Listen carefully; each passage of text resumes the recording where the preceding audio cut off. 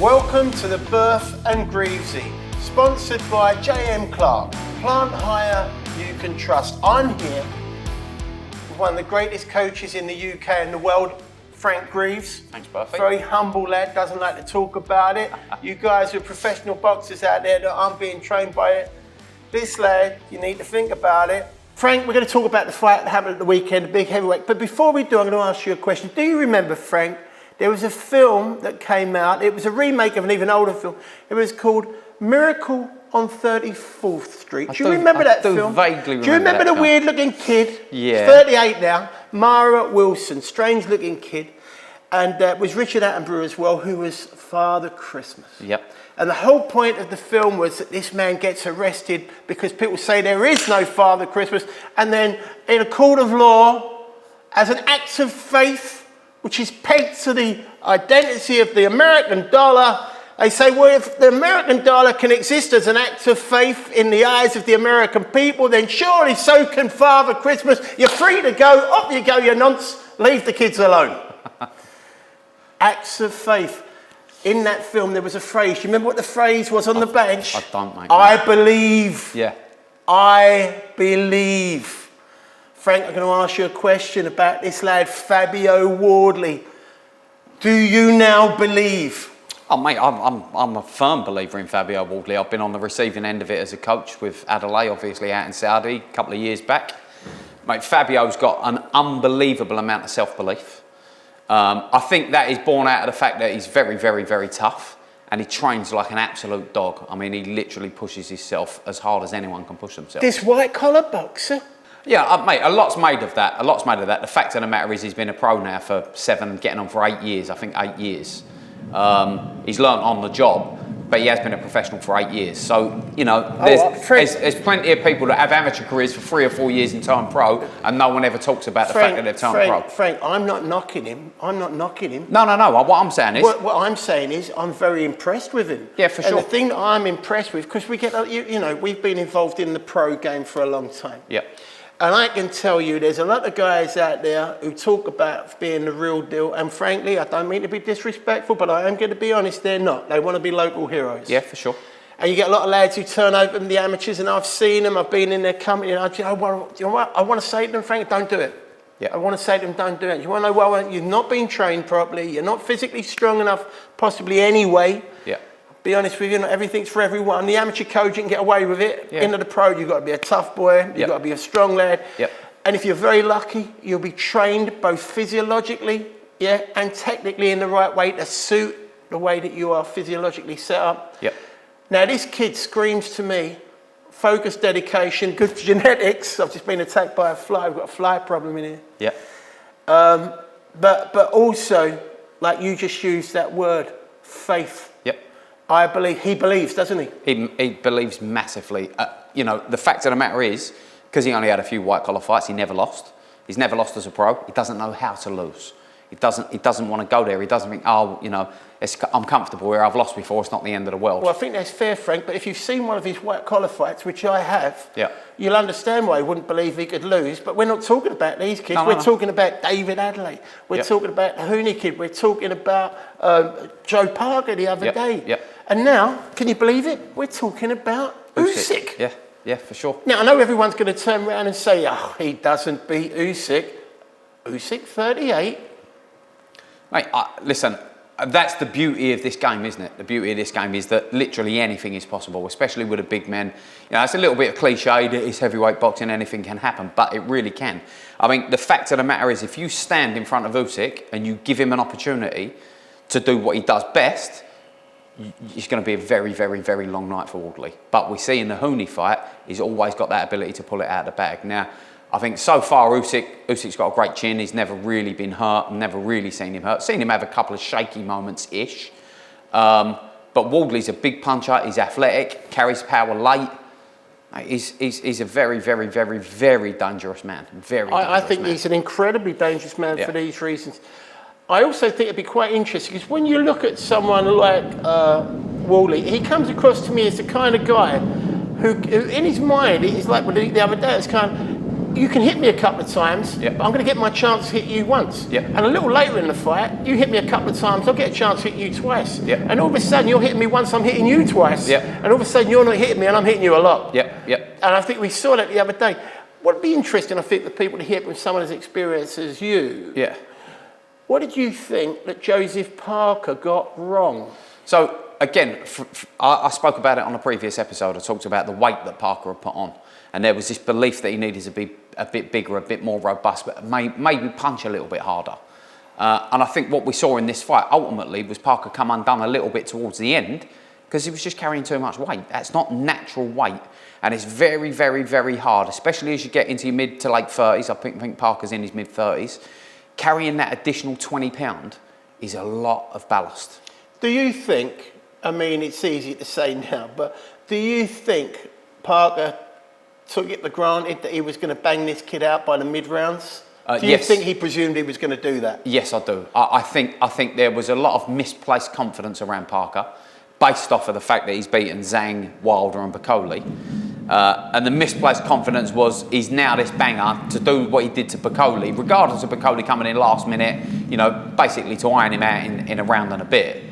I think there was a little bit of misplaced confidence. And again, this is the beauty of boxing with a Wardley, for example.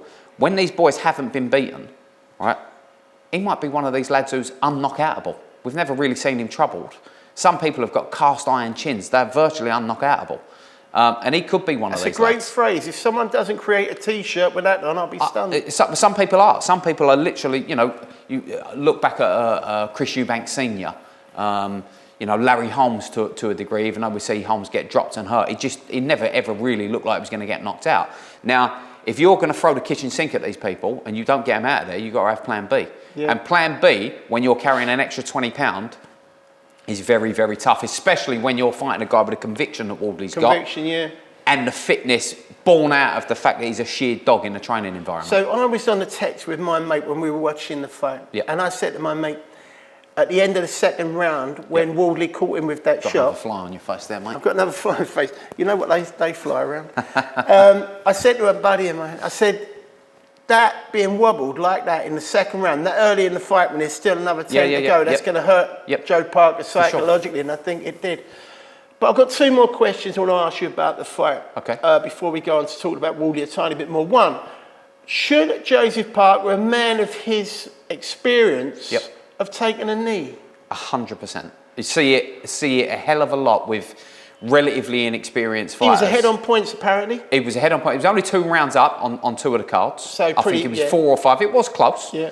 But ultimately, even if taking a knee puts him behind on points, you're better off being behind in points and still in the last fight. round, still in the fight. That's rather than being out of the fight.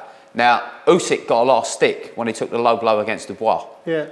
But what we see there with Usyk is a guy who's absolutely switched on mentally. Yeah, that's right. Very professional. Clearly was hurt by whether it was low or not is a moot point. He was clearly hurt. Yeah. Now he would have gone down. Full advantage. He's going to take full advantage. Now what you get sometimes with fighters when they're in the thick of it, and it's understandable, you know, you're not thinking clearly, but the reality is there, especially when Wardley looked like he was punching himself out of it. You take a knee there, and you have that little break, even then spit your gum shield out straight away when a referee allows you to box on. Get another break. Cling on. Do what you need to do. Don't try and fire back. Well, he did spit the gum shield out earlier on. Yeah, that was earlier on. Yeah. He should have done it then, you know. But yeah, the reality is there's got to be a time where you've got to stay in the fight. Right. And also, let's explain what your feeling is about the stoppage. My personal feeling is, in that round, Joseph Parker was fiddling with his eye. Yep. He was looking tired, and his ratio of response punches was low, even though he wasn't getting hit. I personally thought he gave the referee every opportunity. The referee might need to stop the fight. Whether the fight should have been stopped or not, it's a different issue to me. I think if it were me, I'd like to think I'd have let it go a little bit longer. And I know people are just going to say, oh, yeah, it's better to stop too early than too late. Yeah, this is professional boxing. Right, for sure. We're talking about a guy who's going to lose a lot of money, right? And it's all based on it's Howard Foster again, isn't it? Yeah, it's Howard Foster. You wouldn't want him at your doorstep selling you, say, he put his foot right in, wouldn't he? Well, you know, mate, I mean, it's a difficult one, isn't it? Howard Foster, unfortunately, because of how high profile the Groves Froch first stoppage was. Right. He's always on a hiding's enough. If he ever gets it slightly wrong, everyone, oh, here's another Howard Foster. And I always think that Greavsie actually owed him a drink, really, because he got him a great return, when he might well have been stopped in that fight, and maybe the return doesn't happen. For sure. But I mean, looking at this fight here, I had no issue with it at all. I mean, you know, when you look at it, you look at the clips on social media now, and you see that last 5 or 6 seconds, it looks early. But when you see the 30 seconds that leads up to that, and there was one little part with Parker where he gets clipped with a shot and he turns away a little bit. He shows signs of distress. It doesn't look like he's hurt in terms of his leg gone, but he's definitely showing distress signals. Yeah, no, he definitely did in that round. For sure.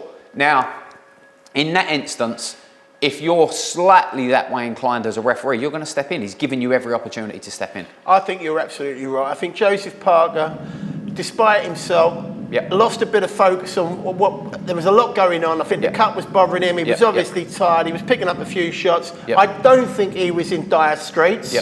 However, I think he gave the referee every reason the referee to come, say, I'll stop this fight. You can't beat me up for doing it either. Well, I think what's always interesting when a fight gets stopped and it's contentious like that is the fighter's immediate reaction. Parker did complain a little, but he didn't go heavy duty. It wasn't very vociferous in that complaint. No, that's correct. That's correct. And he looked to the corner. And Andy Lee looked and said to him, I'm pretty sure he mouthed to him, if my lip reading skills are pretty good, he mouthed to him, you wasn't throwing back. So his initial response was not, that's too early, ref, it was, you wasn't throwing back, Joe.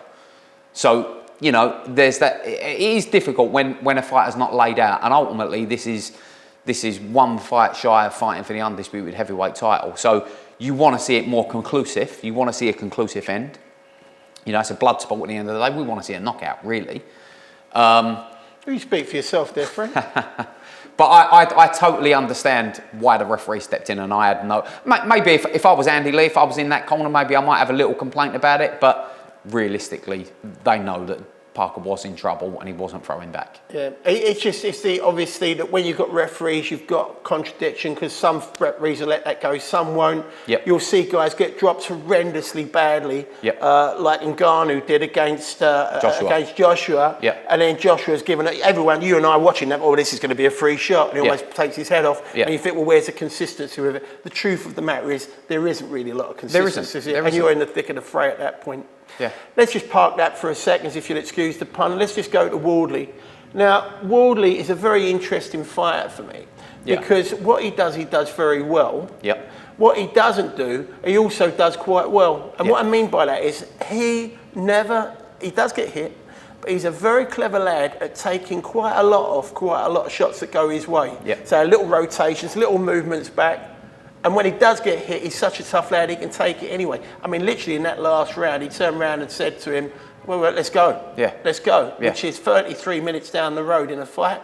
Well, that's a pretty tough proposition to have to answer. Very much. In a fight against Usyk, where obviously Usyk is going to be technically a lot better, he's going to be moving off, giving him a lot more angles. I wonder, if he hasn't got the ability to take him quite deep in that fight and maybe ask questions of Usyk, who hasn't really had a lot of questions asked at him for quite a long time. I think he's actually, I know people are going to kill me for saying it, I think he's got a chance. Mate, I definitely think he's got a chance. Again, I think belief is a massive thing in boxing. It's a massive thing. The courage of your conviction is massive. And when you believe, especially, massive underdog against Parker, pulls it out late. He is boxed off against Hooney, pulls it out late. Clearly the guy carries power. He is athletic. He is fit. Very fit. Very fit. And listen, Usyk's not getting any younger. He's a consummate professional. He's an amazing fighter. I love Usyk. Who manages fights brilliantly. I mean, his biggest skill is to manage the pace of the fight. I think, for me, the most important thing for Wardley going into this fight is game plan in terms of making Usyk use his feet. Don't allow Usyk to use his feet as he wants, so you have to make Usyk use his feet. Make him work. Try and make him work. And if you can. I think ultimately... Because going back, what Usyk does very well is creates a pace that the other guy has to go with. Exactly. I think ultimately what Wardley is blessed with is that innate toughness. And if he can get his high guard up and actually make Usyk work physically and tire him out later on in the fight, he's got that ability to knock him out because he clearly carries power late. We started this by me talking about Miracle on 34th Street. And if you get the chance, Christmas, watch it. Very nice, very sweet. Now, they're talking about making a film of Wardley. Now, if I'm Wardley, I'm thinking I've got one more step to go. Yep. Just one more step to go. Yep. And this film is going straight to Los Angeles. This is happening. Yep. This is happening. And I think that might add an extra layer to it. Definitely. Right now, you and I, with our sensible heads on, we'd be turning around and saying, oh, Usyk will wear him down and stop him late. Yep. Yep. But you know something? I'm going to say it, Frank. I believe. I believe. Frank the Oracle, it's been wonderful talking to you. This has been the Burf and Greavesie, sponsored by JM Clark. Plant hire you can trust. We'll see you on the next episode.